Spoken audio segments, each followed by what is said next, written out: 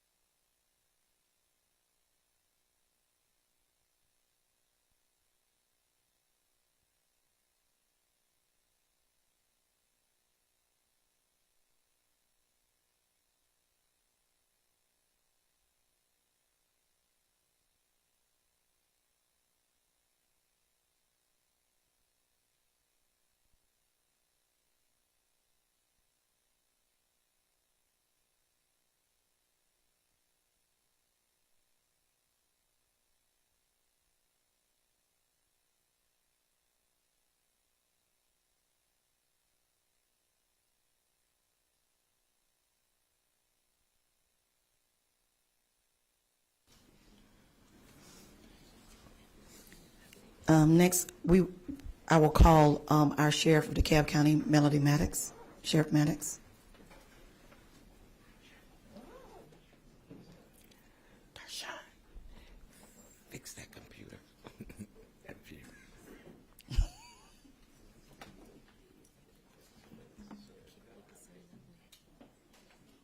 Thank you, Madam Chair, and all others who serve on this legislative branch.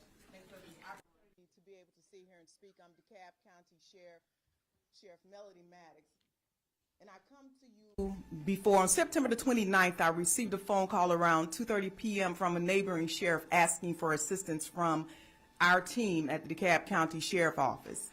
I asked him what was going on, and he told me the Biolab had exploded. I immediately started crying. I started crying because, let's go back 20 years. Forgive me. My aunt, who lived in Conyers, was a part of the first explosion in 2004. Here I am experiencing this again. Not only did my aunt have to evacuate, but I had to go and pack my aunt up in her own truck and move her. Here I am sending a team out to help assist this neighboring sheriff. As I go to my back door to grab some water to gather myself together emotionally because anxiety had kicked in, I said, this can't be happening again.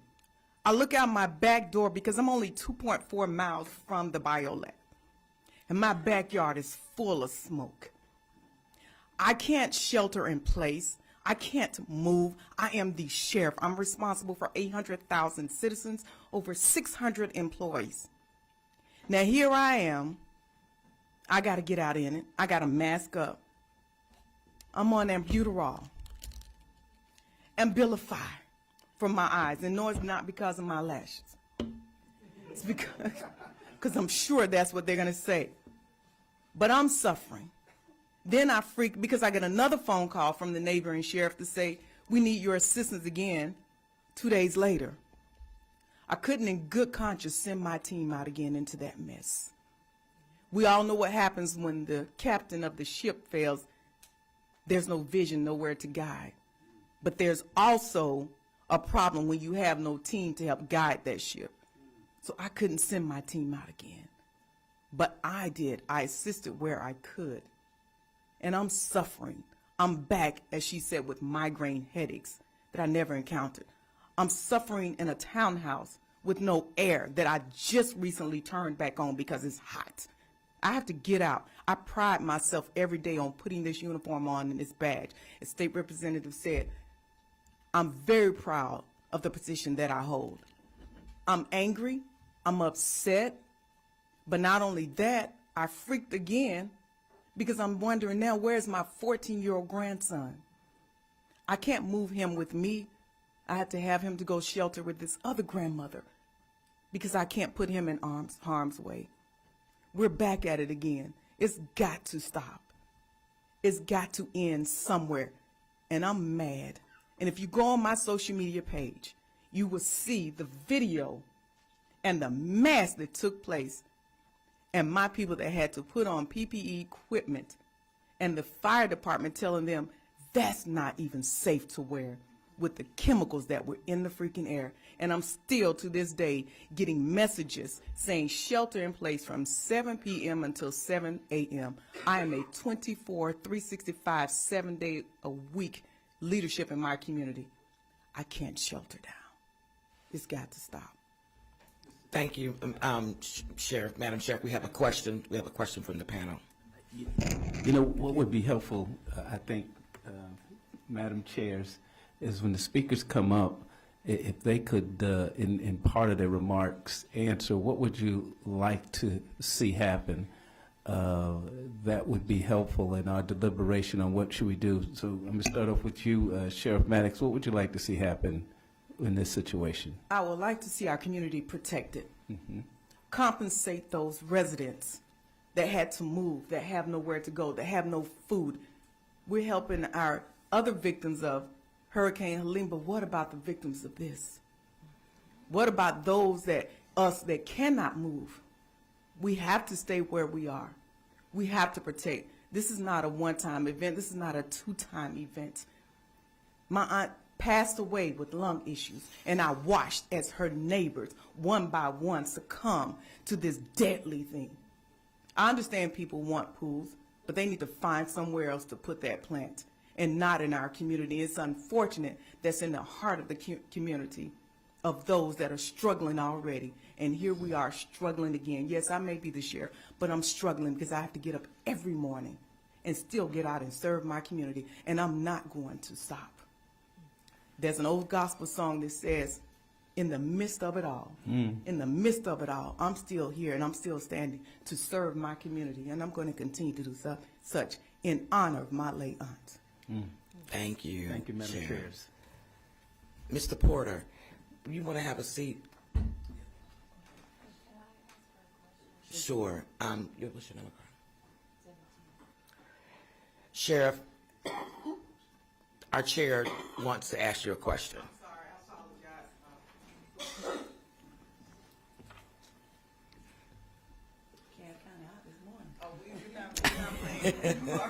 For those that know me, know I don't play when it comes to my community. And one community is not just Rockdale. It's not just. It's all of it. Where it affects one is going to surely affect another. And if we don't come together at one, we're all going to fall. As we can already see, we're in the midst of a mess. I mean, people talking on the mic. Thank you, Sheriff. I'm sorry. Yes. Yes. Yes. First of all, I want to say thank you for your service and thank you for your response. And I'm just curious. The Emergency Planning and Community Right to Know Act requires that companies like Biolab coordinate emergency response.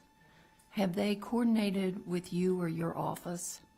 I have not heard anything from Biolab at all. I'm not for sure if they've spoken to my neighboring Sheriff Labatt or not, but my communication has been with the Sheriff of Rockdale only.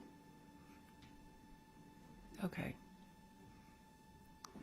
That's interesting. Thank you. I Thank you. appreciate that. Are there Yes. any other questions for Sheriff Maddox? Thank you. Oh. What number? Have you heard from any of the state agencies or EPA, EPD, I have been getting emergency blasts, yes, through text messages in reference to the shelter in place, but also DEMA has been reaching out and basically just keeping us informed as the air quality. That's pretty much about it. The only thing I've been wanting to do is protect, again, my community and my employees.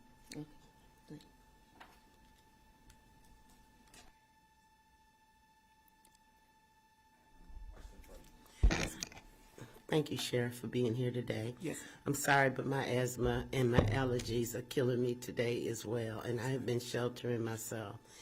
Have we had any, has your office done anything in DeKalb or in South DeKalb to be able to alleviate anything for our residents?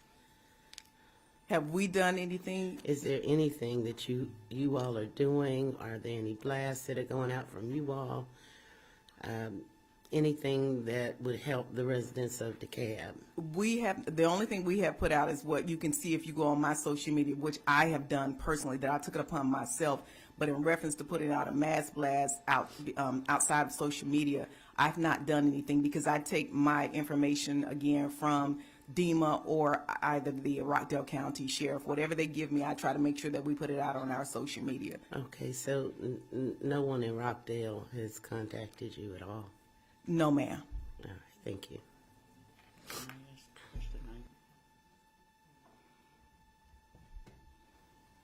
Thank you.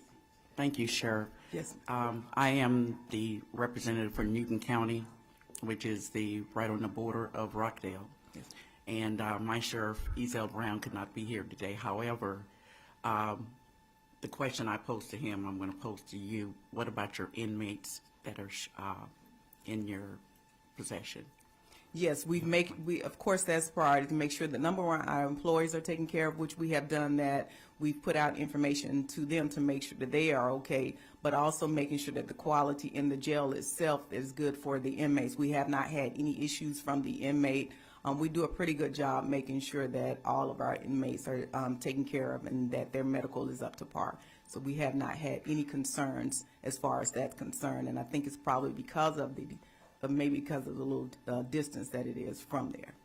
Right. Thank you, Sheriff. Yes.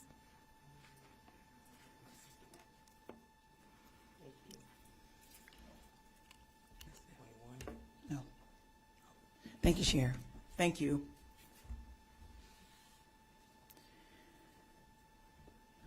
Next, we'll call up Cedric Beasley.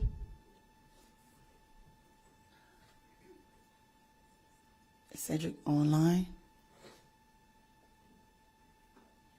Ms. Monica Daniels Muhammad?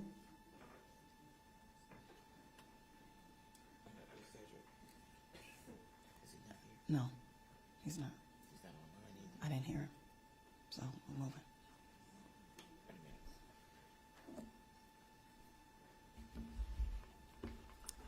Greetings and great morning to everyone. Thank you for allowing me to come before you just really briefly. I am a 8-year resident of Conyers, Rockdale County. I live approximately 2 miles from Biolab. Just recently learned from my adult daughters that they actually were employed there out of college one time and walked around. We live in a pretty non-toxic environment in our home, and realized where they were and quit. Praise God for that. In my notifications that I sent to you all, I just said that, I have been impacted, one, agriculturally, because I live on some acreage of land there in Rockdale County, very close.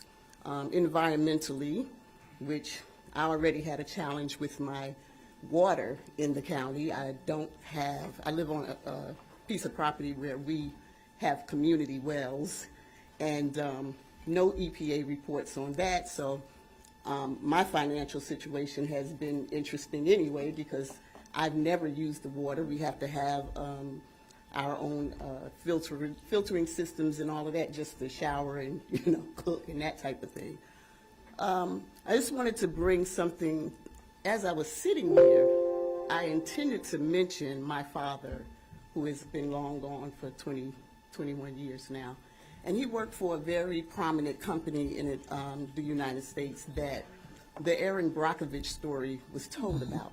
And I remember my dad, who was a long-distance truck driver, going up, and he would come home and be so frustrated because he said, this is the only company, and he's driven for many, that I've ever driven for and never knew what I was carrying, never knew what the load was. Of course, he ended up with emphysema. You all know the Aaron Brockovich story. So in that, tying all this together, I am committed to be a little more diligent for my own family and my community. And so I said agriculturally, again, because I live on 35 acres of land in Rockdale County. And economically, of course, because we can't grow anything, I'm sure, for a period of time. And we grow now for our personal selves and our family. So that still, too, is interesting that, you know, that's a problem for us. We barely do the grocery stores and things of that nature. We're very conscious of what we eat. So what would you like to see? I understand I need to get to the point. Yes, ma'am. First of all, I do want to address very briefly all of the information that I'm getting from all of these attorneys who are coming forth with the lawsuits.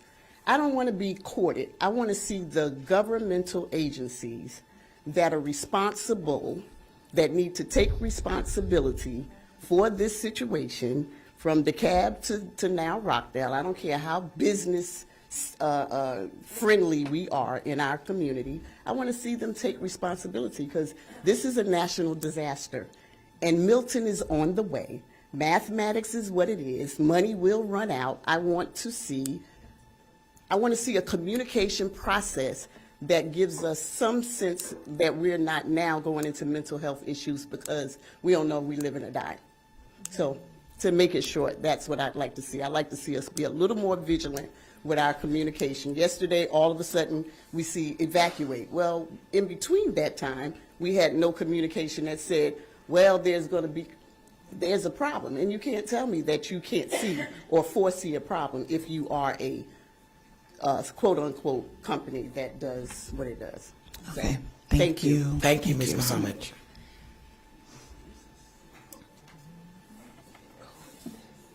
Did Cedric Beasley come in, or is he online? Okay.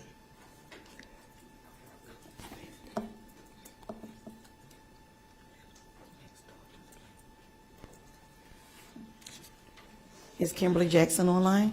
Or is she here, Kimberly Jackson?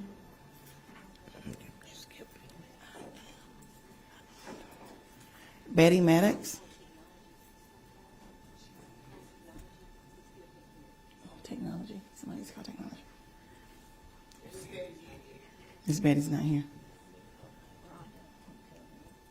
Aviella Gaden? Excuse me, ma'am. Audie and I were supposed to be here together, and she said that if she didn't make it, she would allow me to speak.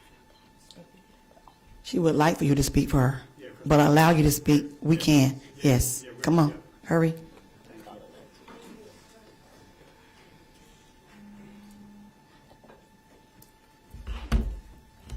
Good morning. My name is Walter Bannister. I'm actually representing a group that we just formed. It's called the Citizens of Rockdale. I want to try to make this brief as possible. I am retired military service with 22 years of service to our country. I work with FEMA Regions 2 and 3 as the DCE, the Defense Coordinating Element, for the region to respond to national disaster, and also assisted local and county governments for disasters that happen like this. One of the issues that we actually have with Biolab, to include our current administration, is that when this disaster actually happened, the first thing on this scale of a magnitude, there should have been, and it's widespread. Okay, we're just talking DeKalb. We're not talking Gwinnett County. We're not talking Fulton County. It actually affected them as well. It should have been a state of emergency delivered to the governor's office. We stated this on Tuesday, along with Ms. Janice Van Ness. We said somebody needs to get on the phone to the governor's office. They said he was out of town taking care of hurricane issues, but declared this a state of emergency to help and assist those that are actually in need. Biolab have actually had many infractions under CR 29, and we all know that, and I'm not going to actually get into that because my time is brief. Many violations, but one thing what we intend for our intentions are, which a lot of us have, and we're not afraid to say it, is number one, we want to shut Biolab down. We want Biolab shut down permanently. We want Biolab shut down permanent and moved out of Rockdale County. We want them gone. Because of not just what happened now, but actually what happened 20 years ago, as the sheriff had just described, and the long-term issues. Okay, it may sound a little harsh, but also we want legislation sent up to the governor of Georgia to relieve the current command in Rockdale County. Okay, and we say that because the communication. I got a sheriff next door to us. Guess what? She's not getting anything. They're not getting anything from their operations center, their emergency management agency, which Rockdale County should have actually been funneling information across the county lines, which did not happen. It's a complete failure and complete breakdown in communication. So that needs to actually go. Last but not least, we're looking for a $1.4 billion settlement with Biolab. $1.4 billion. And this is actually, we want $200 million to go to the cleanup and restoration for Rockdale County for the next 20 years. Okay, that's equal to $1.2 million. Also, we want $800 million in recovery efforts for the, and that includes Rockdale County, DeKalb County, Gwinnett County, Fulton County, and all the counties and everybody's that's actually associated with it. These are our intentions, and this is what we're going to shoot for. Some people say they don't want legal matters and things of this nature, but guess what? This company has got away with too many things for us here in Rockdale County, and it actually has migrated to other counties, and we want to stop to it right now, and we need you all support to actually do this. So these are our intentions. Thank you very much. One moment. Let me get you. You're here for a Your name and the organization. Yes, ma'am. It's the Citizens of Rockdale. And my name is Walter C. Bannister. Who is speaking in place of Abiel? Yes, ma'am. Avi and I, we work hand in hand. I'm just giving it to right here. Yes, ma'am. Thank you very much. Thank you. We have a question from a couple of the members. Yes, ma'am. 24. Mr. Bannister, how did you come up with the figure $1.4 billion? The figure that I came up $1.4 billion is historic data that was actually had been put out there for various types of disasters that happen. Take one for an example is Ohio, Palestine, Ohio. That particular train wreck that by Norfolk Southern, that was awarded $600 million. And it wasn't on the scale of the magnitude of what's actually going on. There's another incident that actually happened in Louisiana. We're looking at these particular items right here, and actually with me working in underneath FEMA for 10 years, under FEMA Region 2 and 3, we understand and we know the magnitude and the costs associated with cleanup. It's just not for, because it's nice and clear outside today. That means that cleanup has got to go on for a while. I heard a lady talk about she owns 23 acres of land and things of the nature. We got independent people out here that's actually doing this work and conducting our own analysis. This soil has to be dug up. It has to be transported somewhere. It has to be done. The water that runoff, which Mr. George Belichick, he's going to talk about, it's all of this, it takes money, time, and effort, and we calculate that information in order to get the $1.4 billion in restitution for not only just Rockdale County, but neighboring counties as well, sir. Thank you, Madam Chair. And thank you, Mr. Bannister. Let me give it to you. Okay. Oh, we have a question.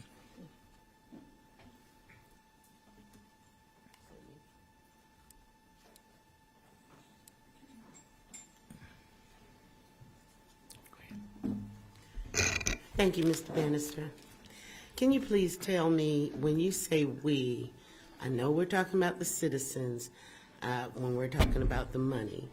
And when you're saying we, are you talking about your organization or all the people affected in all the counties? Yes, ma'am. When we're talking we're talking a unified effort. We're talking all the citizens in Rockdale County. The 50, 60, 70 plus thousand people that's actually located in Rockdale County. Not only Rockdale County, I have constituents also in DeKalb County. We're talking about we as them as well. We're also talking about we. Is everyone who's affected? Yes, yes, ma'am. Okay, because Yes, that would ma'am. include me too. Yes, ma'am. I'm just asking. Yes, ma'am. Now, You part of that question. $1.4 billion as well. I'm just, I really want to see cleanup and recovery. But what I'm asking is, you said we, and how will we, Gwinnett, Henry, Rockdale, DeKalb, Newton County, how will we all know about this? One thing that I recommend is communication, which is something that we're not getting. Well, that's what you're here for today for. We're hearing you. Yes, ma'am, but I'm talking about to broaden communication across county lines. That information is not being disseminated. We need a single point of contact in the form of an operations center, what we call a defense coordinator element, an OC operations center, which that particular operations center, they have things they call ESFs. These are emergency support functions. These emergency support functions, which we should have in place right now, is range from logistics to mass care to medical to food, water, things of this nature. They actually provide this information across county lines, not just to people that we assume that may be affected, but to everyone. And if we can get that information, and we talking viable information with the actual fallout from the chemicals, items that's approximately 7 to 8 inches in diameter that's actually littered people's property. Biolab is actually saying, don't touch it, we're going to come clean it up. How long has the Citizens for Rockdale been a viable company, and are you a nonprofit or? No, ma'am, we're not a company, we're a movement. We're not a nonprofit. We are. How are you listed? Are you listed with the Secretary of State? I'm sorry? Is your organization listed with the Secretary of State? No, ma'am, it's not. We actually just formed this particular movement for the Biolab chemical disaster. Regardless, is your organization, or will your organization become an LLC, or Inc., or will it become a? Yes, ma'am. We're actually looking at avenues, and we're looking at that because we have various constituents that's a part of that. As I said, we have some of the people on. Yes, ma'am. So maybe a nonprofit. 100% nonprofit. Ma'am. All right. Thank you. You're welcome. Next, thank you so much. You're welcome. Thank you. Next, we will call Kenny Johnson, and after that, Kenny Johnson.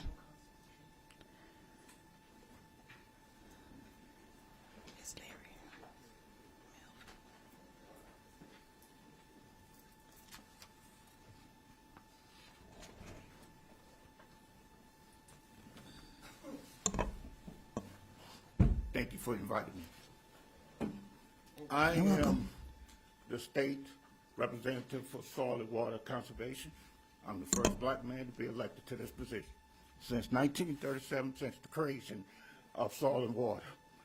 I worked in a field like this before, and you catch my breath. But this company is called a COD. What I mean is, there's a chemical oxygen demand. They treat their own water. And the chemicals that they keep on property, sulfuric acid, MIBK, that will kill you. Everybody in Rockdale County need to go to the doctor and check out their blood for toxic. Please get that out. They used to send me out every time, at least every other month. So, please. Next thing is, I asked for a federal criminal investigation. This is not the first time. This is the second time. I've been asking for this 3 weeks ago, to Senator Ossoff, Senator Warnoff, and Congressman Hank Johnson. Both of all the officers say they was going to do an inquiry and have the DOJ get involved. I had the HOA on the phone calls with me. 3 weeks later, okay, 3 weeks later, what we have? Fire. But they say it's an accident. Where's the MSDS? Where's the material safety data sheet? Where's the layout of the company? Why the chemicals wasn't stored in the dry place? Why they didn't call out foam truck like they did in 2004? But they pour water on the chemical that react. How are we going to solve this? We need a federal criminal investigation. EPA Region 4 is the worst region in the United States. Look it up. Rockdale County been out of federal compliance for 4 decades.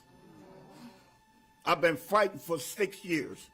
They put a guy on the ballot illegally. He wasn't an incoming. So I'm pulling out warrants now. Yeah, the governor's scared. I've been fighting and been saying that their company was going to explode. No one listened. We got to remove this company out of this community. Now, we got one other company that's in there. That's the same way. It's called PRATT.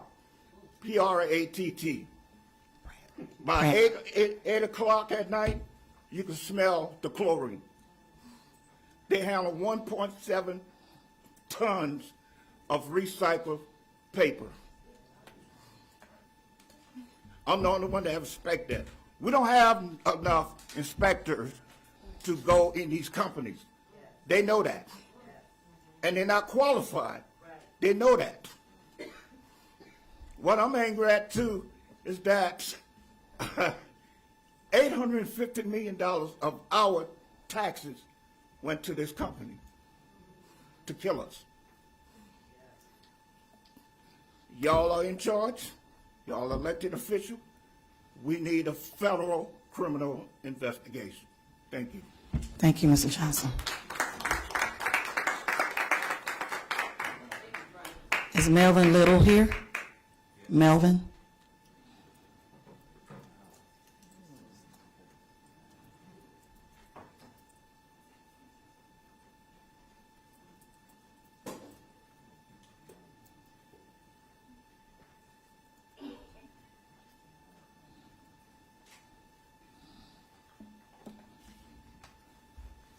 How's everyone doing today?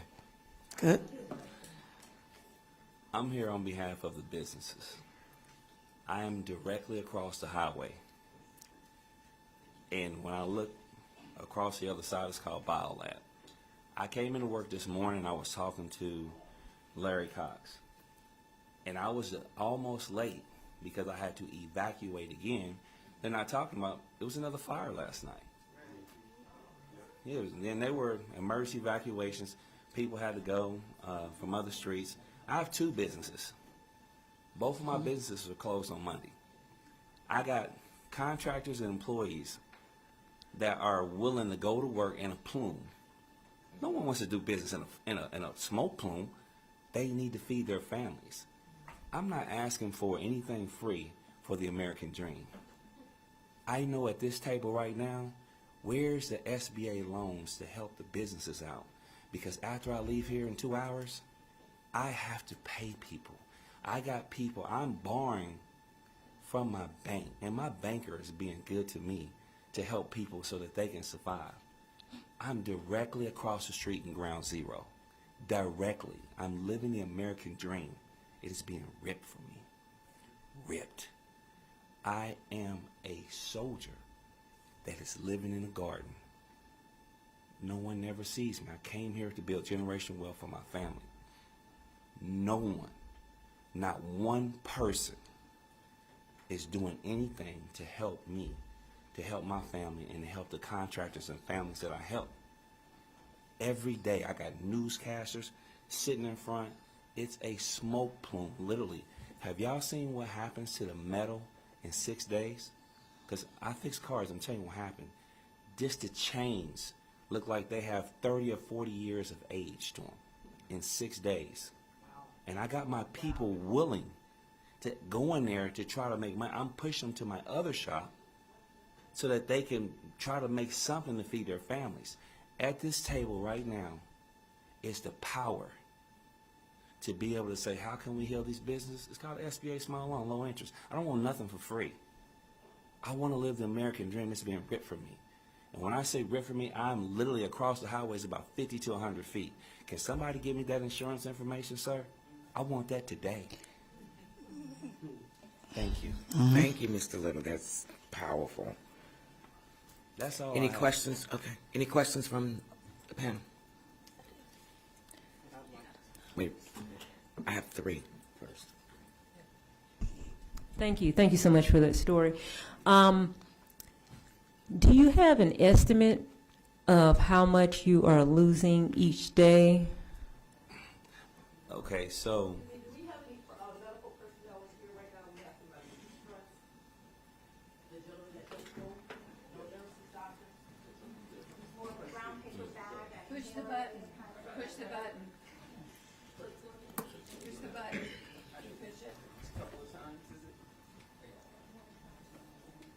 This. Oh, my goodness. I did. Oh, the one on the back.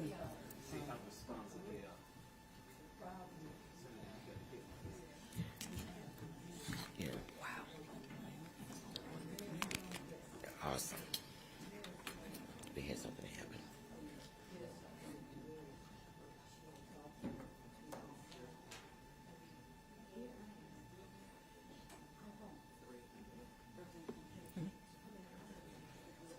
Oh, ask it again? Okay. I just wanted to know if you had sort of a number of how much it is that you're losing, because this is helpful information for us to go back and say, hey, there's someone in my district that's losing, $5,000 a day. That is something real world, because it's not only you losing $5,000, but it is affecting your employees and the surrounding area. So if you have a number, that would be. well, I can give you a slight breakdown. Last year did about $5 million. As of right now, it's a ghost town. So like every time there's rain, we make money in our business. I don't want anybody to die or anything like that, but we make money because people wreck. So we just had a tropical storm. As of that Monday, we're going to get at least 20 cars. And that's going to be an average of about $4,000 a car. So you do the math there. We get none of that residual money. So we're closed. It goes to other places and everywhere else. So we don't get to do any business. And again, now the smoke plume went from being white. It's like a black haze. It's a different plume today. It's totally different. But who wants to do business in a smoke plume? Who wants to come and say, hey, I'm going to drop my car off to you guys in their coffin? Who does that? Up comment here for those of you that are small business owners. I think you make a really good point in that you want restitution. I'm not even going to say loans, because this is not even your fault, right? Loans you have to pay back. To continue to put together a record and make sure that you have a paper trail starting from when this started, so that when we bring those resources to you and they say provide proof that you lost profits or things like that, you will be ready. So if you're a business owner, start to collect that information right now. Yes, thank you, Representative Kendrick. That was an excellent point. Thank you. Next, we'll have Larry Cox.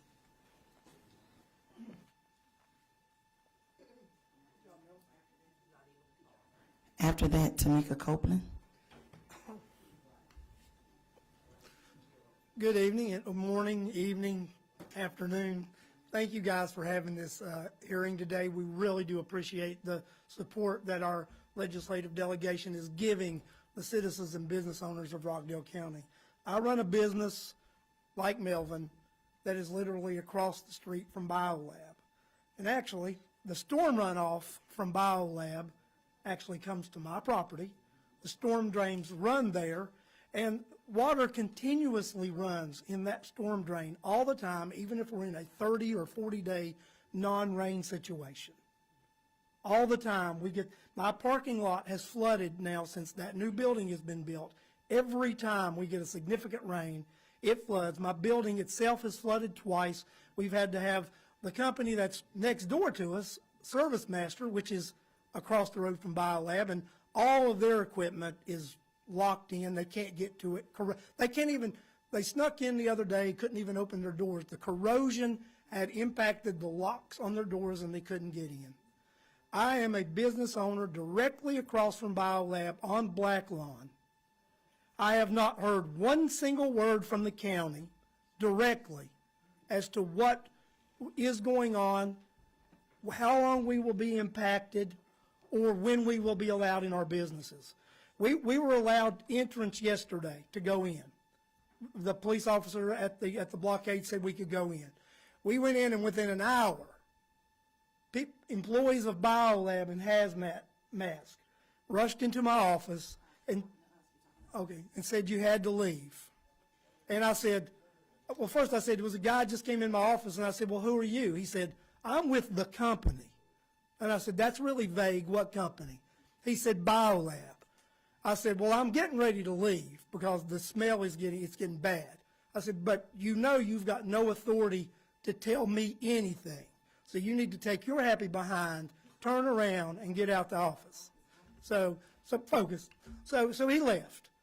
But then I go to this press conference, and it's the first time yesterday they admitted it wasn't safe to be in the area. First time they've ever said it wasn't safe. Because some people have said they're not giving information. No, they're giving what information. We are purposely being misled. We are purposely being misled.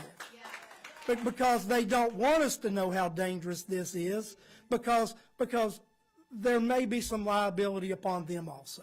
So we are being purposely misled. And I also want the governor, I want the state to take over in charge of this. I want a state of emergency, and I want the governor of Georgia to make a statement, and I want the state to take over this, because the Rockdale County government is compromised in this situation and does not need to be handling this. And private individuals do not need to be telling business owners they can't enter their business. It needs to be the government. There's a funeral home on Veterans. I just got a call from the owner of that business this morning. She's had 2 deceased individuals in that funeral home since this, and has been denied access to give those individuals their last rites and their funerals. She wanted to transfer them to a funeral home in DeKalb County to be able to do this, and has not been allowed access to transfer, and that's despicable and it's disgraceful.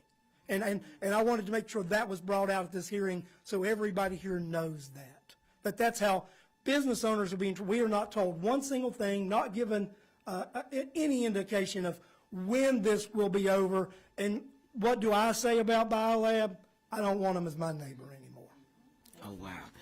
Mr. Cox, I understand that your business is within that 2-mile radius that they're still putting on the shelter. My business is across the street 500 feet at an angle from that warehouse. Okay, so that's the shelter in place. Okay. Any other questions from the panel? No. Thank you. Thank you very much.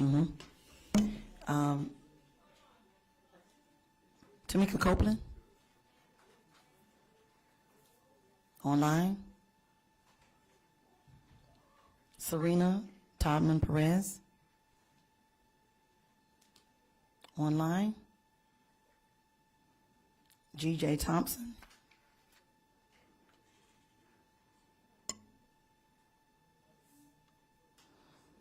Online?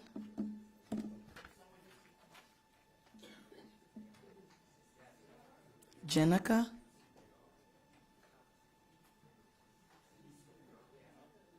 Tanya Wilder?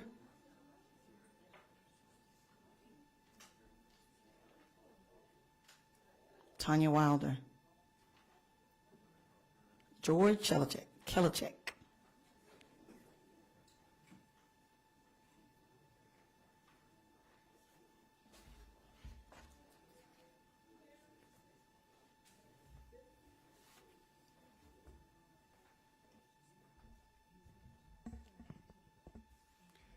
Good morning, members. George Kelichek speaking on behalf of the Haynes Watershed Foundation. It is a 501c3. I'm the founder as of 2021. Here this morning to provide you some information, because this is a 56,000 acre watershed that encompasses Gwinnett, Walton, Rockdale, and Newton counties. This was permitted via Permit 404 for the U.S. Army Corps of Engineers to come in and develop this, and was completed for potable drinking water for Rockdale County in the early 2000s. But you'll see with this smoke that has been going all over Gwinnett, Walton, Newton, Rockdale, DeKalb, I just wanted to let folks know that you have a voice here, and our membership wanted me to come today to speak with y'all in these regards. 67% of our water supply comes from Gwinnett, 25 from Rockdale, and 8 from Walton. So I am in communication with my colleagues in Gwinnett County, Walton, Newton. I met with Harold Cooper the other day in Newton County, by the way, just to let them know that if they need information, we are here. I'm also in contact with Mr. Kimbry Peak, the water director of RWR for Rockdale County, and the water is being tested every day. The concerns are the testing of the waters, although it doesn't come out of the Portner Reservoir, but this smoke is in Gwinnett and surrounding counties. So, I just wanted to alert you all that you've got a member on your team, a voice for the citizens of Rockdale County and this 56,000 acre watershed. And just to let you know why we formulated this, this is the Big Haynes Creek that was impounded back in 1992. It was 100 yards wide, 10 feet deep, and you could jump in it and play in it. What we have seen over the years, because all of the committees that were developed to protect this watershed are no longer in utilization by the 4 cities and the 4 counties. And this is what your water drinking supply now looks like at Big Haynes Creek at McElroy Mill Dam. It's only 30 yards wide, and the water's just running on top of the silt. We have now over 80 football fields of silt in this reservoir, in the watershed itself. I do have the U.S. Army Corps of Engineers coming in. Please excuse me. Is there anyone here that's related or came with Mr. Johnson from the Water and Soil? Is there anyone that knows him? Please come outside. Please. I'm sorry, everybody. Okay. So just to let you know, we do have the U.S. Army Corps of Engineers that is coming in 2025 to do a complete 100% federally funded assessment regarding this 56,000 acre watershed. And everybody is, awaiting that. We've got several letters from counties and cities already that want them to come here. So we're on the upright in those regards. Mr. Kelichek, that's Gwinnett, Rockdale, Newton, and Gwinnett. And Gwinnett. Yes. Okay, thank you. And what I would like to see, which is being championed by Mr. Ted Terry right now, your Commissioner of Super District 6 in DeKalb County. There is a meeting tonight at 6:30, which I'll be going there, and another meeting regarding their Green New Deal, November the 9th. An Environmental Justice Commission. And they have brought clergy together, industry leaders, experts, legislative folks, and I would have to say that Environmental Justice Commission, folks, the guy above put us here to be stewards of our environment. So an Environmental Justice Commission made up of many different entities would be justifiable to assist in these types of situations. Especially regional. That's a great idea. Any other questions or comments? You mentioned that you do water testing. Has any results come up lately that we should know about the water that we are consuming? The reports that I have received and that are open to the public through the Rockdale Water Resource, Kimberly Peak is the director. They are safe to drink water at this moment, but they are testing 3 times a day in the upper edges of the Rockdale County area and also the Portner Reservoir. So he is your expert. He would be the gentleman to contact in those regards. Thank you, Mr. Kelichek. We appreciate your work. You're always working, always keeping us informed. We are partners and supporters, and we thank you for coming today with your presentation and your comments, and we thank you for your input as well. So keep doing the good work, Haynes Foundation. Just like y'all. Thank you so very much. You're welcome. Cherie Kellogg, in person or online? S. Stroud, in person or online? Brenda?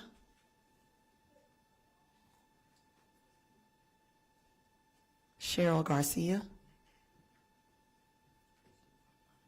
online? Vincent Rodriguez? Francisco Corona? Tori Crawford?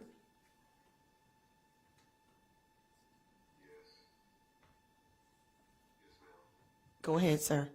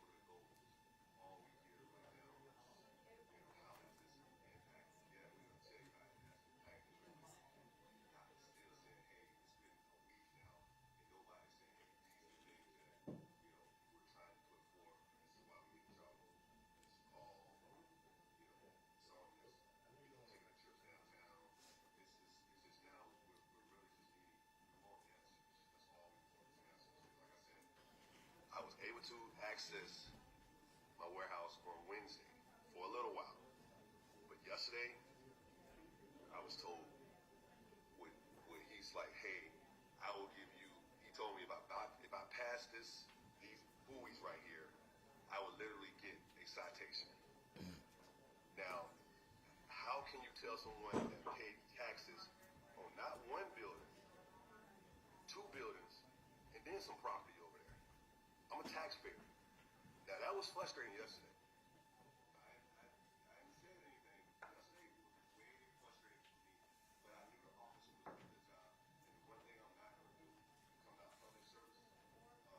Officers, I am not going to ridicule them for anything that they're telling us. All they're doing is their job. And he told me, he said, sir, I'm only just doing my job. And I said, sir, just be careful. I wanted him to be careful because he was out there in it too. And it was about 7 o'clock yesterday afternoon when he told me I could not go to my warehouse just to check on my property. Now, I'm leaving my property in the hands of Rockdale, and it's not fair. And I need answers to why and what's going on. And that's all I have for the panel. But yeah, I'm a taxpayer over there, and I'm just concerned that I cannot access and know what's going on, at this present moment, and put my eyes on, something that I pay taxes on, which those taxes are coming up, I think, next month. So, I just need somebody to tell me some answers. That's all. Thank you, Mr. Crawford. We appreciate your coming on and voicing your opinion and sharing your story with us. Any questions, Senator?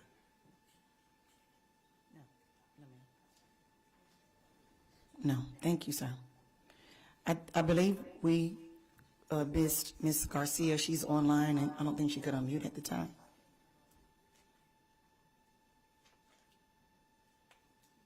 Ms. Garcia?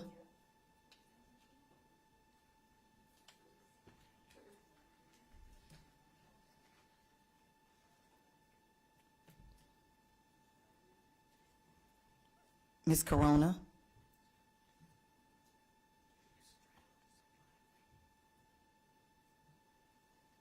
Ms. Stroud?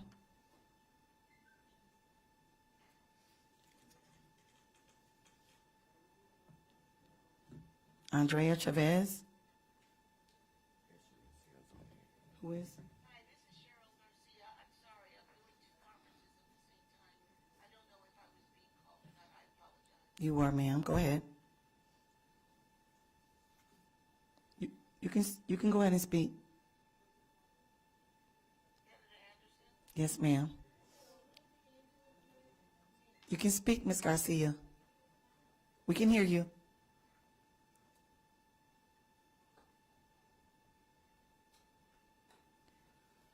It looks like she's muted. You're muted, Ms. Garcia. Okay, I sincerely apologize. Can you hear me now? Yes, ma'am. Okay, my sincere apologies. I have several concerns.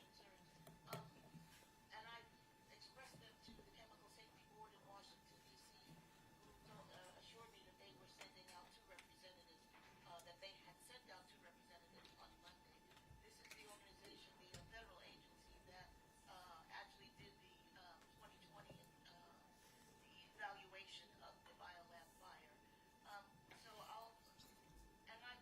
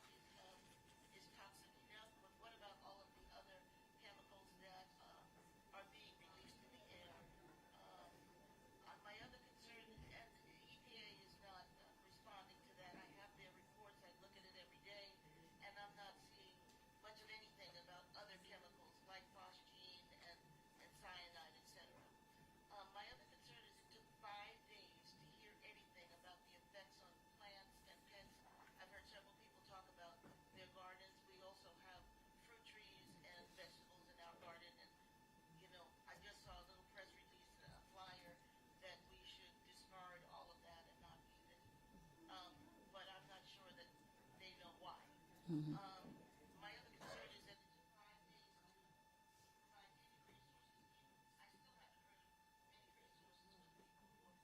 haven't heard of any resources for the people who are forced to leave isolate their homes. No one mentioned Red Cross, hotel vouchers, food, water, clothing, nothing.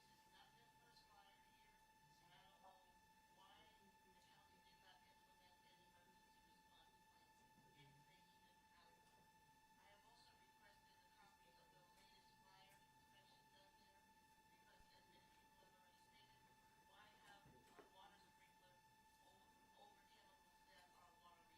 why have a water sprinkler over chemicals that are water reactive? My concern about the county, besides many of them, is they're talking about Biolab's economic development contribution to the county. My question is, what's more important,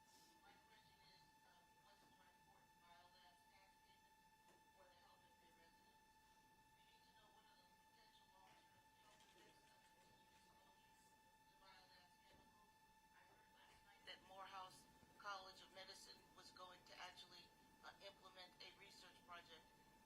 One of the, two of the chemicals can cause reproductive side effects, and that's not going to happen overnight. We're not going to see that for quite a while, and one of them is also carcinogenic. So if we're going to develop cancer, like Mr. Lofton mentioned, long-term effects need to be monitored. I want to know if this was the third incident in the 7 years that Fire Chief McDaniel has been here. What have they done about it? Why do they know how to fight this fire better than just using water, as other people had alluded to? My other concern is that today at the Board of Commissioners meeting, the county is going to implement a state of emergency. Well, the GMA website says that only the governor or the president can declare a state of emergency. So if the county is going to do that, what good is it doing us? We're not going to get the resources that we need here. Thank you so much, Ms. Garcia. Can you, you know, you're real good. Let me see, can I mute myself?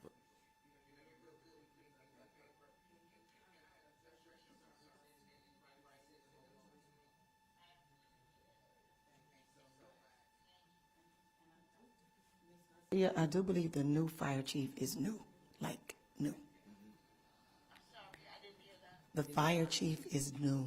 Chief McDaniel is new, 3 years. No.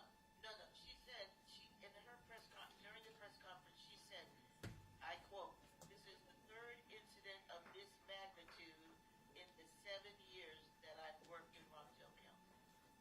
Her words, not mine. Thank you. But her being chief is, as I guess I was trying to point out. Thank you, Ms. Garcia. All right, is Ms. Andrea Chavez online or in person? Omar Corona. Stephanie Steele.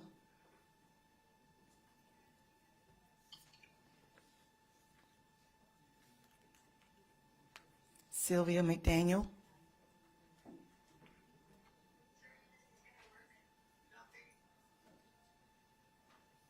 Freasia Young.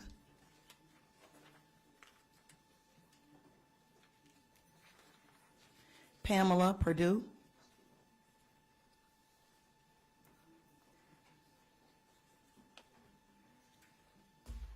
I'm sorry, ma'am, what's your name? Freasia Young. Okay, I didn't see you moving, I'm sorry. Good morning. Thank you for having me. I'm a bit shaken up given the circumstances. Good morning.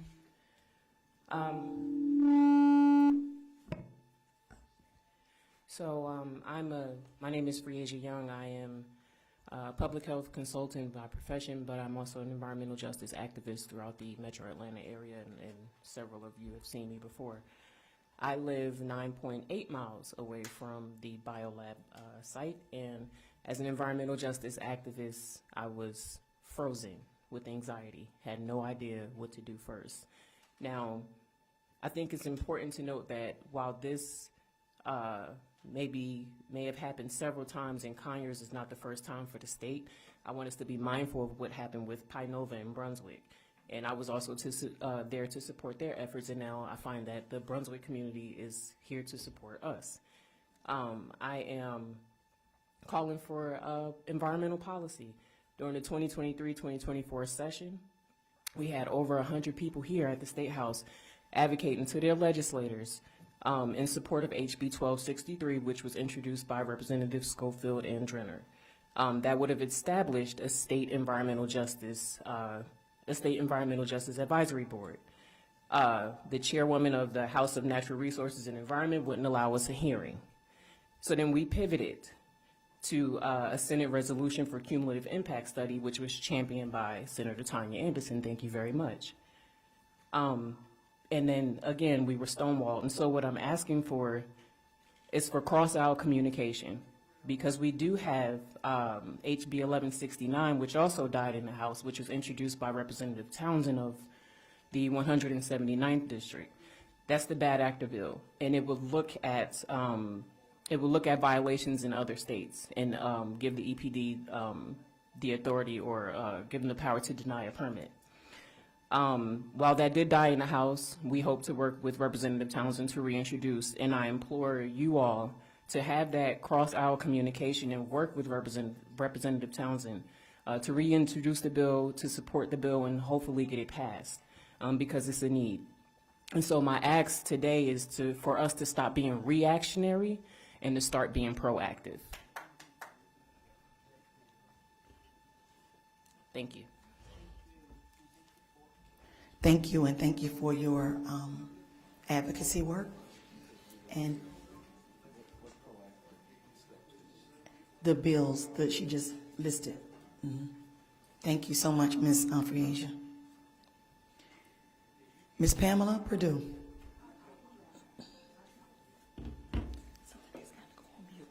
Thank you, esteemed representatives, for this opportunity to address you on this matter. I am a 7-year resident of Rockdale County. I have lived in all parts of the United States. I have survived 3 hurricanes, 3 tornadoes, fires, wildfires, floods, and I'm kind of the Forrest Gump of disaster, so I probably should not have moved here into the Rockdale community and put others in harm's way. My request of you as our elected representatives is to please provide accountability at all levels for this incident. Accountability from the company, of course, but I have never gone 7 days in any of these types of disasters in communities where I have lived with 0 communication from elected officials in the county. I serve on subcommittees for my special purpose local option sales tax. I know some of these individuals personally, and I have been ashamed and embarrassed at their conduct and their cowardice. When you are elected to lead, you have an obligation, both moral, legal, physical, intellectual, and spiritual, to lead, not to flee in cowardice, not to hide behind closed doors and wonder about covering your own behind.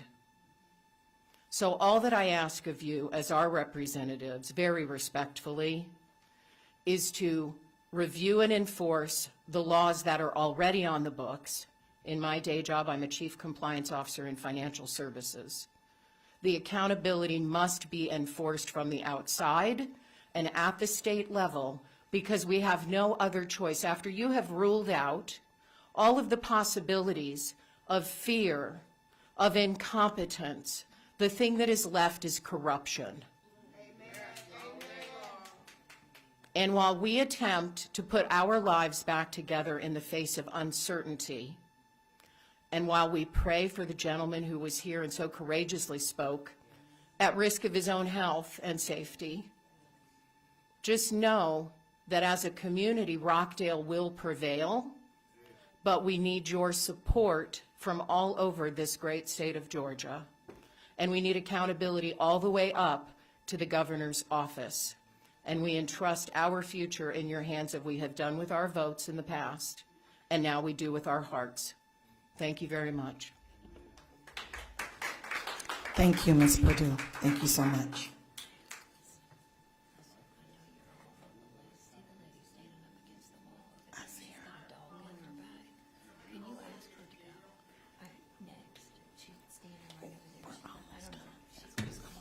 Ms. Wanda Singleton, in person or online?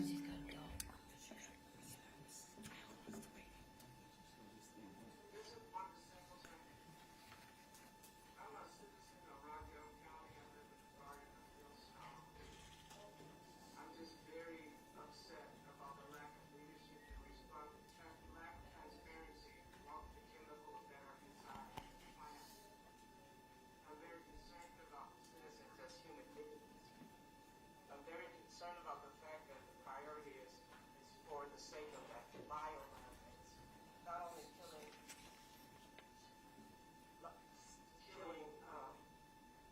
the fish that are shored up, that has been reported on a ground roots level, but also the only concern is about revenue and not human life. My major concern is that we have a hurricane coming, and I don't know how that's going to affect Rockdale, but what chemical we do know about implodes when it connects with water. What's going to happen when it rains? Thank you, Chris.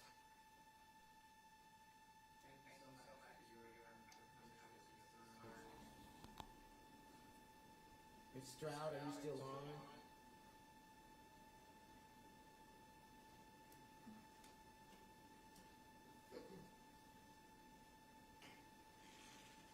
My apologies. Did someone call Sylvia McDaniel's name? We did. Yes, ma'am. You can call me next if you'd like. I didn't realize I had signed up, but it must be a blessing for me to be able to speak. But just let me know when it's my turn again. Thank you. My name is Sylvia McDaniel. I am a resident of unincorporated Rockdale County. I'm also a senior citizen. I'm also the communications chair on the board of directors of Westchester Lakes subdivision. My concern, speaking for the residents here in unincorporated Rockdale County, we have experienced a lot of effects from this lab. Excuse me, but I'm angry like some of the other folks coming on here talking about it. We've had to shelter in place, and my doctor told me because I'm a senior citizen, I need to be very careful because I also have an autoimmune disease. My dog has been very, very ill. People in our community used to be alive walking around with the dogs. We haven't been able to do that. And I'm hearing from folks on here that we've had some corruption here in Rockdale County as one who has bought property here 2 years ago, and now our property taxes are escalating. I don't know why. Our property taxes are going up to pay for folks like Biolab. I truly hope that we aren't going to just sit around and talk about this for the next 2 years, that we're actually going to do something, that we're going to shut down that lab, and let's be for real here. A community that is 78% African American, we can all understand why things have been slow to change. And I certainly hope that this doesn't go on after years, because this also should be a state of emergency, and that we need to be not only compensated, but people need to be heard today, and not just listen to. I've worked in government for years, so I know about these hearings. I used to organize them, and also been in the business of public relations for 30 years. So we need people not only to be listened to, but there needs to be an action taken, and folks definitely need to really be compensated, and this community truly, really take it seriously. No more biolabs here. Our property values are going to plummet because of this. You know, people are going to be able to sell their homes. So I truly hope this is not just pacifying folks and saying we're listening to you, and all of a sudden go back to business as usual. So thank you again for hosting this. Thank you for your patience. Thank you very much.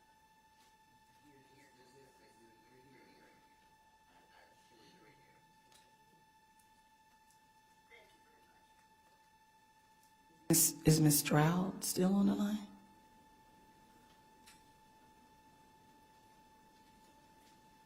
Ms. Stroud? Ms. Stroud?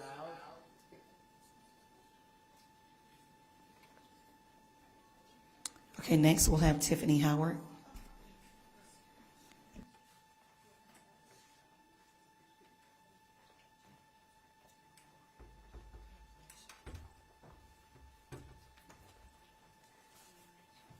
Thank you. Thank you. God bless you. My name is Tiffany Howard. Ms. Rhonda, I live 300 feet away from Biolab. Since this has happened, it immediately caused me to have an asthma attack. I have a pre-existing illness. I'll tell you, I have multiple sclerosis. This has caused me to go into an exacerbation. But more important, but in addition to that, I've lived in Rockdale County now, it'll be 16 years. I purchased my home during the last economic crisis, and I started a nonprofit organization to provide resources, education, and aid to people who have been adversely affected by now the continual economic crises. This weekend, I would have had an event that served senior citizens, seniors age 60 and over, to provide them with resources, activities to combat senior depression, to bring inclusion. We would have had, I'm working with Dillard's, I'm working with D&K Sioux City, T-Mobile, I'm working with Georgia Power, I'm working with a lot of people. And this is a free event. And I'm having to reschedule it because I gotta leave here and I gotta go to my neurologist to have an infusion. I am constantly, I always put other people before myself. This is my life. This is my kingdom work. I have no problem doing that.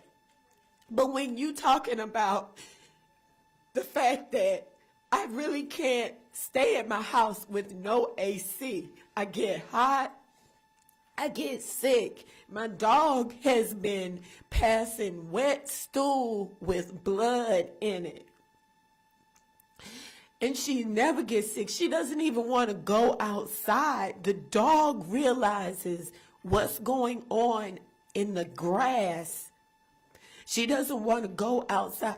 We had to leave. Someone was kind enough to give me 2 days to be able to stay there so I could be closer to my doctor and I could just breathe some fresh air. But I'm just telling you, this lady mentioned the property value. Who's gonna buy a house in a county that there's threat of poisoning, toxicity? We don't know how long this is gonna happen. I said just yesterday, we don't know when this is gonna end. We have no property value anymore. I've lost the only thing of worth to me besides my soul. So I'm just asking you, this is criminal at this point.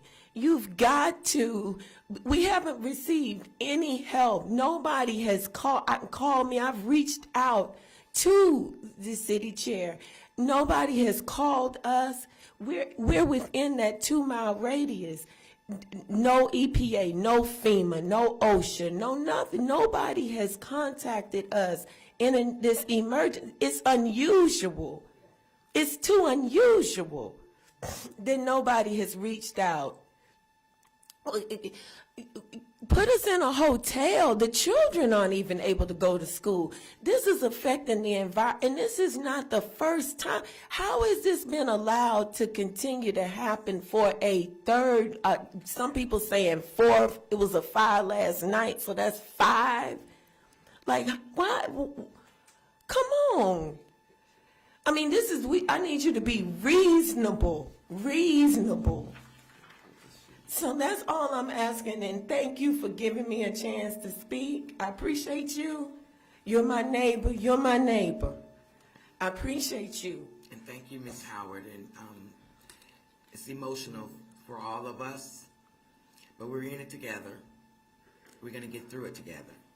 And we're going to meet with Biolab, find out what resources are available to you. And I understand from Mr. Porter that you're going to set up an in-person where you can actually come and get the assistance that you need.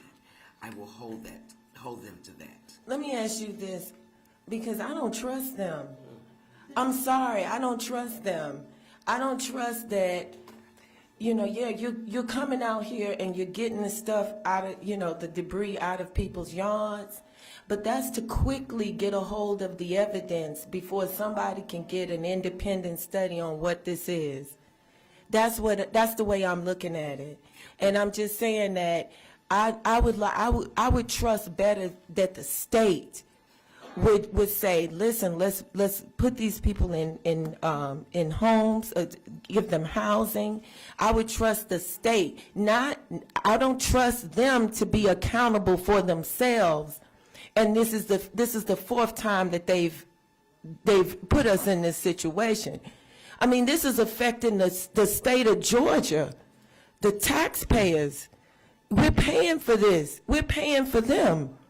So please, get us, food, help, housing. That's why we call this meeting, so that we can hear what the needs are.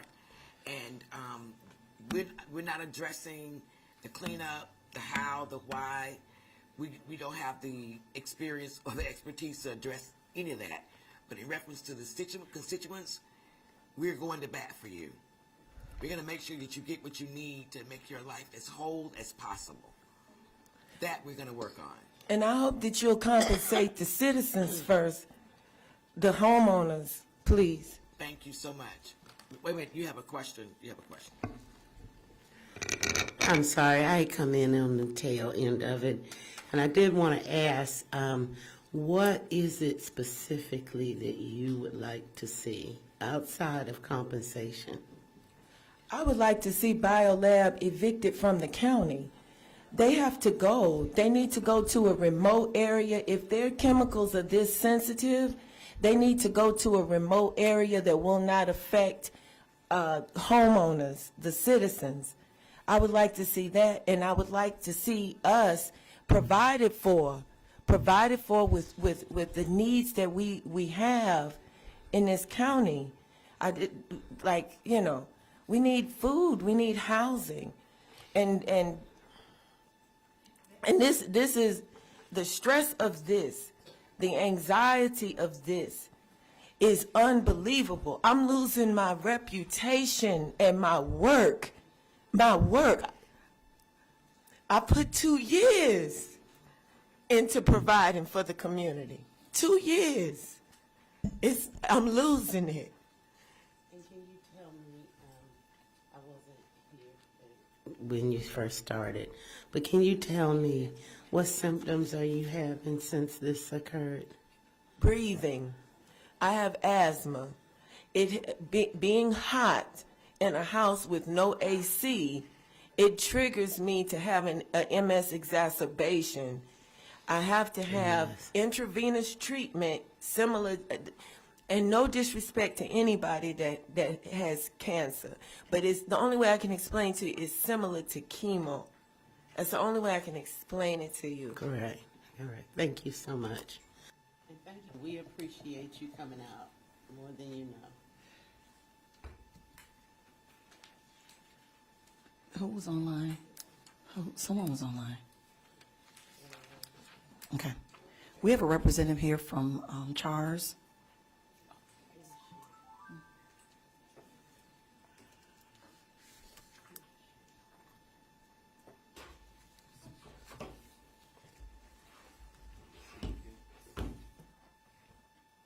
Good morning. My name is Gwen Smith, and I'm Executive Director of Community Health Aligning Revitalization, Resilience, and Sustainability. It's an environmental health organization that supports African American and marginalized communities. Thank you. You were here with us last week at the press conference, and so we thank you so much for coming back to share your information. Absolutely. First, my heart goes out to the residents of Rockdale County. Right now, you guys are dealing with what's happening right now immediately, and my heart goes out to you for that. CHARS looks at trying to find solutions to the challenges that exist and trying to provide information to community members so that they can advocate for themselves.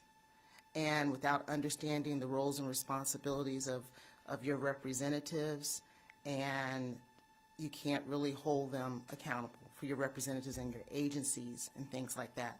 So I'm trying to come with a few recommendations for you, some steps that you can take to get some action done to hold people accountable. So one of the things that I want to talk with you about is, first of all, a lot is being said about chlorine, and chlorine's important, but I recommend that you also try to find out what's happening with the particulate matter. What are the particulate matter levels? Because particulate matter 2.5 is small enough to get into your lungs and into your bloodstream and to exacerbate health issues. And that's not being mentioned very much. And when you have smoke, you're going to have particulate matter, and there's all kinds of health issues associated with that. So if you focus just on chlorine, you're missing some other issues. The chlorine is going to affect the water, animals, machinery, things like that, and health, but there's other health issues that need to be concerned. Moving on to solutions. I want you to know that there is an act called EPCRA, E-P-C-R-A, and it's up under EPA, and this is the Emergency Preparedness Community Right to Know Act. This particular act requires for the state emergency planning commission to establish local emergency planning committees. And these committees are at the county. And here in our state, these committees are not active. They are required to have the media on them, local community organizations, the police, the hospitals, the fires, and they're supposed to be meeting. Why? Because if there's a chemical facility in your community, then this committee needs to be meeting to be aware of what's happening with that facility. If that had been happening, then this facility would have been on their radar. The community might have been aware that there are issues at this facility. They could have been doing tours of the facility possibly. They might have been called out on their compliance a little bit more. EPD, you guys would have been aware of what was happening with EPD and when was the last time that they were out there. And I will say, EPD has been out to the facility. These records are available. But if the local emergency planning committee was available, then you guys might have already been talking with community members, because the community organizations would have been aware, the ones that are on the ground in Rockdale, in DeKalb County. And they might have been saying, well, you know what, we need these certain kinds of masks. What if you guys have an explosion? Maybe you need to provide those to all of the community in case of an accident. The community would have known what the issues might have been if there was an explosion. And then that would have already had communications happening. There's no neighborhood level emergency planning happening. These are not funded. These local emergency planning committees around the state are not funded. There are very few that are actually active, and that needs to happen. Second, I could talk on that forever, but we need to demand that these happen and that they be funded. The second is the Agency for Toxic Substances and Disease Registry. It is not a regulatory agency, but it is an agency that focuses on health. They are associated, aligned with CDC, and it stands for Agency for Toxic Substances and Disease Registry, goes by ATSDR. Now, they have an opportunity, and I would recommend that the local organizations on the ground submit a petition to ATSDR look at what that involves. You can just put your name of the community organization, a description of the issue, and your contact information. Whether or not they will do a petition remains to be seen. But there are other things that you can do that are beside a petition, and I strongly recommend asking ATSDR for a community health assessment. So it's a comprehensive picture of a community's current health status, factors contributing to higher health risk and poorer health outcomes, and community resources available to improve health. And it's a multi-sector collaboration that supports shared ownership of all phases of community health improvement. We need to really take a closer look. And they also do community health improvement plans. We have to have data. And ATSDR is able to find data and they're able to analyze data, right? So they're going to take the data that's been collected. We need some transparency. We need to be able to hold people accountable. And to do that, we need this data. We need to be able to take the data from EPA. Right now, I'm not finding this PM 2.5 data that let me take that back. I looked this morning, it was 9.5 at 8 a.m. this morning at the closest state monitor, which is their South DeKalb monitor. And EPA has said that 9 micrograms per meter cubed is a threshold for concern over a 24-hour average, right? So that was at 8 a.m. this morning. I don't have a full 24-hour picture on that. But we need to be aware, collecting the data, and we need somebody like Agency for Toxic Diseases, ATSDR, to come in and work with the community, because we need to know what's happening. And we need the local emergency planning committees in place so that we can start responding to emergencies and disasters and not reacting. If we had it in place, the community would have been prepared because they would have been aware of what were the possible outcomes, and we would have known what we needed to do. Thank you so much for your time today. Peace and blessings, and I wish good health to the community.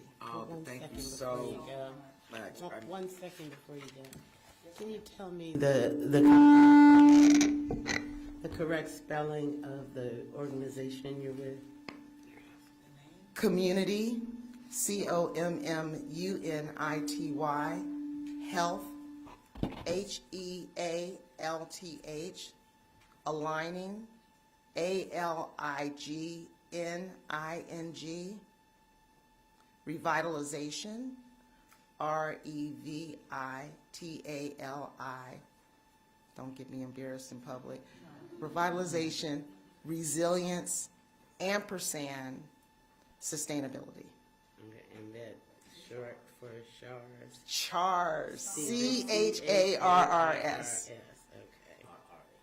Okay. And my email is gsmith. We've got it. You've got it at chars.org. Thank you so much. Well, I just had a few questions about your organization. It's unfortunate that we don't even think about this kind of stuff until it actually happens, sort of like COVID. So, knowing that we want, life and liberty and the pursuit of happiness, we also have to stop and start to look at our environment, which I'm very passionate about. And so I'm wondering, what is it that CHARS is going to do now? How will you all work with your county? Well, we're doing that actually.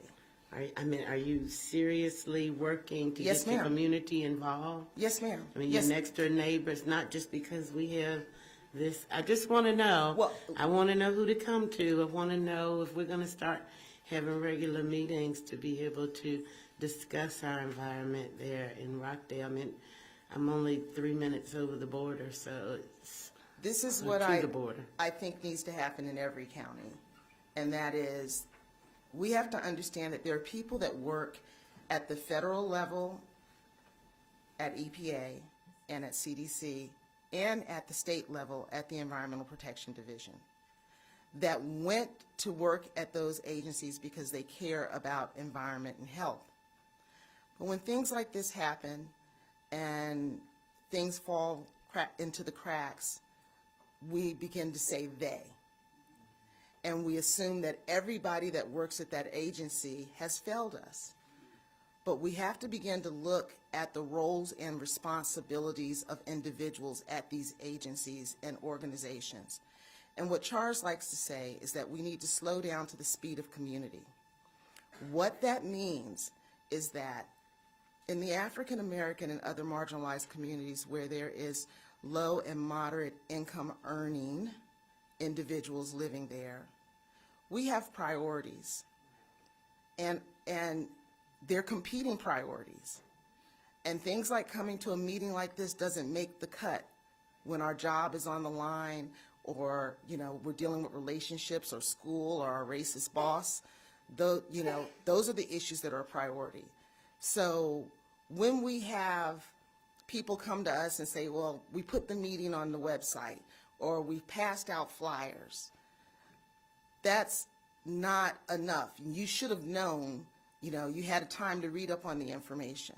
When I say slow down to the speed of community, that means we have to take the time to help them understand how what it is we're trying to talk about impacts their health, well-being, and economics, because then it might be a priority. And so in reference to what's going on in Rockdale and why I say that this is important, and when I spoke about these people at the different offices, we have to understand what the role of EPD is in air monitoring. They have 6 different divisions there, and all of them don't deal with air monitoring. One of them deals with criteria pollutants, which are just 6 pollutants. Of it all. Yes, ma'am. Tell me, in your county, what's the next move for Charles? Well, we've already... I'm going somewhere with that. We have already talked with Atlanta Fulton County Emergency Management Agency. But I'm talking about in Rockdale specifically, because we can't get people to come out and vote. So... We need people to breathe. Absolutely. Okay. And so for me, if I were living in Rockdale County, which I do not, my first recommendation is right now, Rockdale County Emergency Management Agency on their website has a comment period open for their hazard mitigation planning. Bing, bing, That includes this kind of thing. Also, I called them when this happened, and I said, do you have a local emergency planning committee active right now? And their response was no. But we're meeting next week. Well, we're in next week. Somebody needs to call them and say, where is the meeting, what time is it, and where have you advertised it? And what community organizations have you invited to be on this committee? Okay. And so they need to go to that, and then the community organizations need to hold a meeting with community members and invite them. Well, I'm not going to labor this on any longer. Would you mind if I personally contacted you? Absolutely. I'll be in contact with you today. I'm more than happy to help the organizations and support the organizations. And where's the organization We're located? based in Atlanta, Okay. but we work internationally. We're all in it together. That's right. Thank you. Thank you. Thank you so much, Ms. Smith. We really appreciate your coming on such last note. I know you was up against the deadline, so thank you for coming. You're welcome. Next, Harris Sullivan. Online, in person. Miss Andrea Young Jones.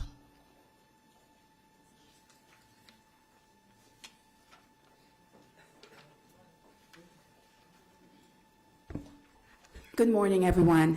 Thank you so much for holding this hearing. In the interest of time, we're coming up on 12. I will not go through my whole statement, but I just want to reiterate what my colleague, Freyasia Young, brought up about the legislation that was introduced last session, the environmental justice legislation, the SR that looked at the cumulative impact of pollution on economic development, as well as the bad actor legislation that would have addressed some of the issues that come in terms of what EPD is doing to look at how they permit companies that come in from outside of Georgia, but then also to amend that legislation to look at companies in terms of their violations in Georgia. One of the things that we found out in terms of our research is that the majority of companies have repeat violators in EJ communities that are dealing with cumulative impacts, from health concerns to property values. And so I just wanted to just kind of go through it as to the reasons why we should have this legislation. I know I'm preaching to the choir, but I think it's really necessary to talk about this. One of the things that the EJ legislation that we were looking at would require new permits to address the impact on community health and property values via assessing both environmental and economic impacts. You had many people talking about that in terms of their businesses. Focus on transparency by mandating public access to information. People made that clear about picking up debris from their company, from their homes. Also set clear lines of enforcement and accountability. There are laws here in effect that the state does not implement. But also we need to look at education in terms of what's happening in Rockdale County and other areas. One of the things that has happened in Georgia in terms of our property values, they pay for education. We all know that some of our schools are underfunded. So also let's look at what's happening with Georgia, especially what happened outside. 15 worse than life expectancy. Georgia, the average life expectancy is 75, 100K premature deaths. 64% of Superfund sites are in majority minority communities. 36,000 jobs are in natural resources that are basically impacted by our environment, and $500 billion in economic benefit is being lost. So this is a across-the-board, statewide issue. One of the things that we've noticed here is that there are piecemeal things that are happening that are dedicated to certain areas, and they do not expand to everyone. And so I encourage us to make sure that we look at this as holistically, and we recognize that pollution anywhere is pollution everywhere. Thank you so much. Thank you, Ms. Young. We appreciate it. Ms. Jones. Yes, I've done much work with her, so she's a serious advocate. Ms. Jasmine Peak, online or in person. Hayden Singleton.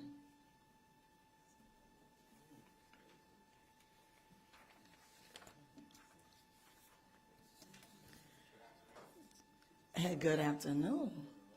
Still morning in 4 minutes.